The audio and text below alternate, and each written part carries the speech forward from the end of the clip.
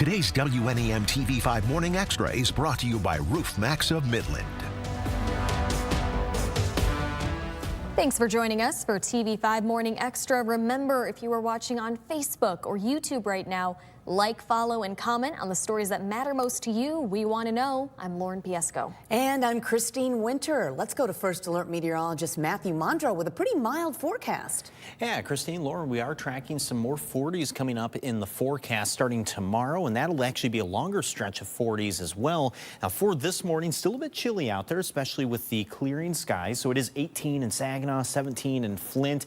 We do have 7 degrees in West Branch still, and even though our wind has been light this morning, some of these wind chills are coming down into the single digits. So you may want to bundle up just a little bit more than yesterday morning, but by the afternoon, we'll be back to the upper 20s to low 30s, partly to mostly cloudy skies for today. So pretty quiet for both the morning and afternoon bus stops. And again, there's those 40s, first alerting you to their return tomorrow. And this 5+ day stretch, that'll go through the weekend and at least into the middle of next week. We'll take a look at the 5 zone too, coming up in just a little bit. Christine, Lauren, back to you. Matthew, thank you. Right now, leaders in Saginaw getting ready for an annual event this morning. Yeah, the Dow Event Center is hosting the State of the City address. Mayor Brenda Moore will look back on the successes of 2025 and also look ahead to the potential of 2026. She's expected to talk about infrastructure, the city's use of American Rescue Plan money, and the new Medical Diamond Project. That address is scheduled for 7:30 this morning. TV5 will be live streaming Moore's speech, so be sure to stay tuned right here. Continuing coverage now, no data centers are coming to Mundy Township, and that's according to developers for the local mega site. It comes as plans move forward to clear the 1,300 acres of Genesee County. The executive director of the Flint and Genesee Economic Alliance says the goal for that site is to reverse decades of job loss and sluggish population growth. In a virtual meeting last night, people had the chance to ask questions, one of them about whether a data center could be built there.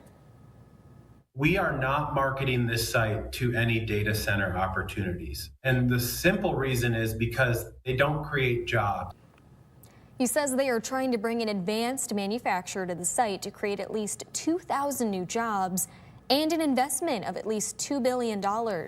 There were questions also about other sites like the former Buick City site and if property taxes would increase. To find more information, check out the Wednesday Hot Link section on our website at WNEM.com. Without a partnership with the community, we'll never be able to reduce or eliminate this gun violence. Flint's police chief is concerned about a rise in violence. Less than 2 months into the new year, Terrence Green spoke Wednesday, a day after the deadly shooting of a pregnant woman on Browning Avenue. It was the 5th killing in Flint so far this year. None of them have been random acts of violence. These are targeted attacks, majority of them being domestic violence related. Trying to prevent violence, Chief Green says police will step up their presence in high crime areas. Now, the baby involved in the shooting was delivered. Green did not give an update on the newborn's condition.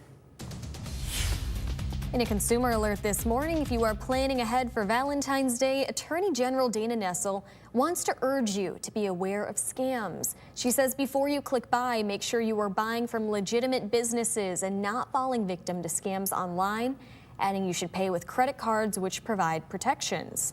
You should also consider making a separate email account for online shopping. And she says you can always report fraud through the Michigan Attorney General's office.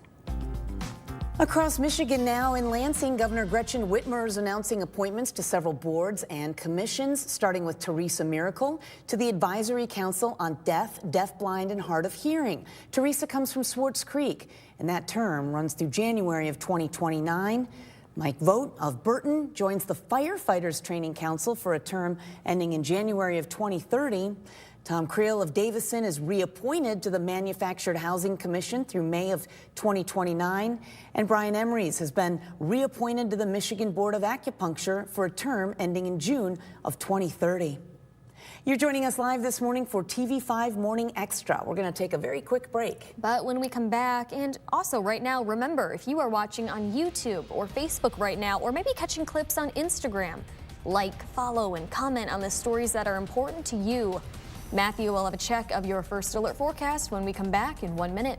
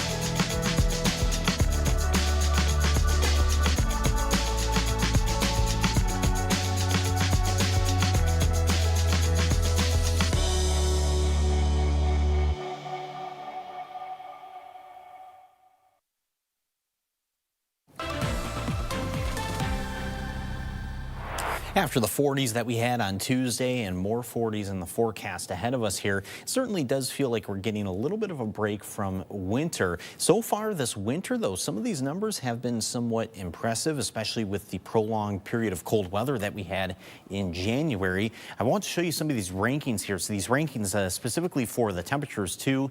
This is ranking all of the winters that we have on record, which goes back a little bit more than 100 years. Flint has actually averaged, or rather ranking on average, its 14th coldest winter that we have on record. Now that ranking could change a little bit with some of the 40s that we have ahead of us here within the next week, but overall some, again, pretty impressive numbers so far. Here we are looking at the temperatures from the last 3 to 4 weeks now. So this chart starts on January 11th, and you see it here really pointing out that stretch of really Arctic air that we had here. A lot of that cold weather. We were continuously below freezing for just about 3 weeks. So certainly, again, very impressive stretch. Now this leads up to where we are now. So we are going to really start to fill in some more red boxes here for the rest of the week. And as we go into next week, that's because we'll have above average high temperatures with these 40s that we're going to be seeing. But here we are right now, downtown Flint, across the bricks with your wall side windows camera, about 17 degrees. Very nice morning there. And you can actually see those skies starting to clear out too. So pretty easy going start to the day. Should have some sun this morning. Partly to mostly cloudy for today, and Flint will eventually reach 30 this afternoon, as well as Otisville. Into the thumb, we have about 26 for Ubley, 28 in Unionville. We are seeing right at about 31 in Birch Run and in Midland today, and then 30 in Shepherd by the afternoon. Going north again, so we do have about 30 in Gladwin, 27 in St. Helen, and the north of the Saginaw Bay. Most of these highs close to 30, especially in Aranac County. We do have Sterling and Standish both at 30, for example. So another cool day like yesterday. By tomorrow, we're up to 40. We then see 41 on Saturday and 42 on Sunday. So for this time of year, actually a very nice looking weekend, especially with plenty of sun. Valentine's Day looks great on Saturday. So if you do have Valentine's Day plans there, not expecting any issues. Maybe if you're going out to dinner, roadways should be just fine throughout the evening. As we go into next week, we still have the 40s, mid-40s holding on through Wednesday, but we also see wet weather returning to the forecast again around Wednesday next week too.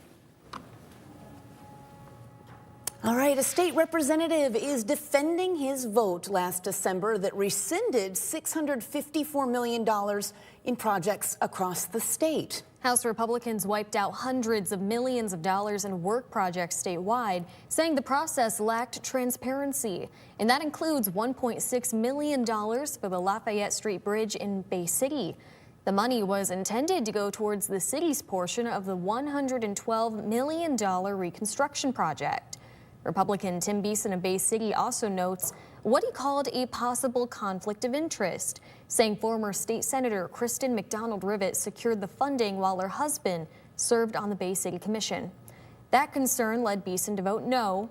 Now he says he's working to get that money back. It's accountability. And I'm glad that we do this now because I have to say, hey, this is my area. I believe in this, right? And I want our bridge going back open.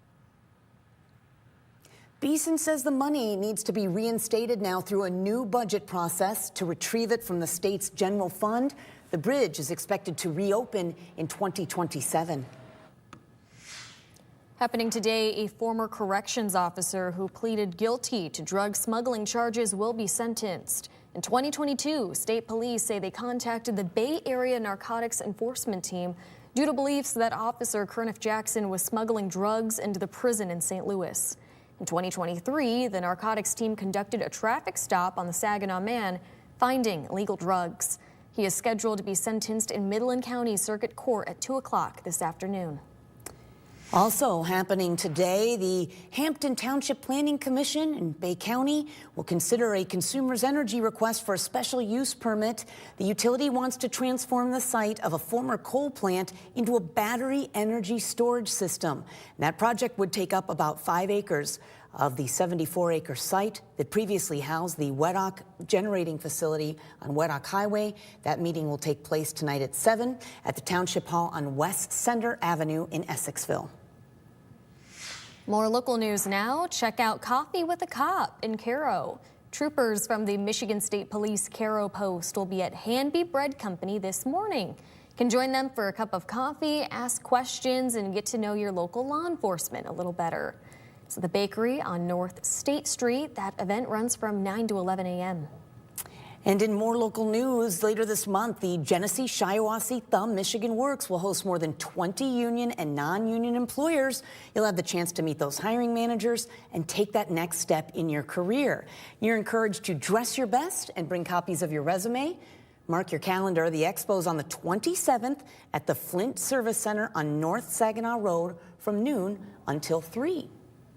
All right, let's check in with Matthew for one last look at that nice mild forecast. Yeah, certainly turning warmer from here. We have more 40s on the way in the forecast. Now today up to about 31, but then tomorrow we're back to 40. And then you see those numbers continuing all the way towards the middle of next week. So certainly warmer than average for this time of year. In fact, our average is 31. So today is actually quite literally an average day for mid-February. But other than the warm temps, pretty easygoing weekend. And then we will see some wet weather returning around Wednesday next week. Great. All right. Well, quick reminder, the State of the City from Saginaw Mayor Brenda Moore starts in about 15 minutes from now.